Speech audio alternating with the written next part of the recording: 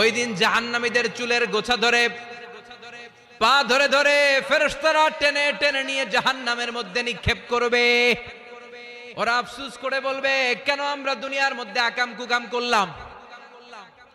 ইসলামের পক্ষে যদি থাকতাম, কোরআনের পক্ষে যদি থাকতাম, ইসলামী আন্দোলনের সৈনিক যদি হতে পারতাম, আজকের এই কঠিন দিনে আমাদের পড়া লাগতো না, ঠিক কিনা? কিন্তু কোনো লাভ হবে না।